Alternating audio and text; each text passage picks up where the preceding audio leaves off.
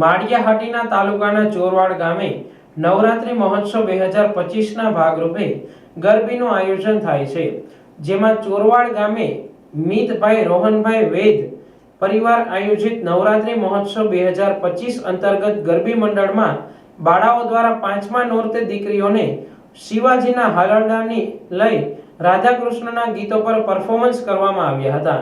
રાસનું અદ્ભુત આયોજન કરાતા પ્રાચીન તથા અર્વાચીન રાસ રમવામાં આવ્યા હતા, તેમજ માતાજીની આરાધના અને પ્રાચીન તથા અર્વાચીન ગરબાનું આયોજન કર્યું હતું.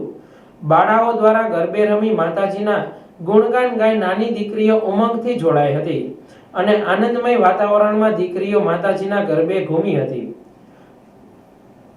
બાળાઓ દ્વારા માતાજીની આરાધના કરવામાં આવી હતી અને તમામ ધર્મપ્રેમી જનતા અને ગામ લોકો દ્વારા ખૂબ સારો સાથ અને સહકાર મળ્યો હતો.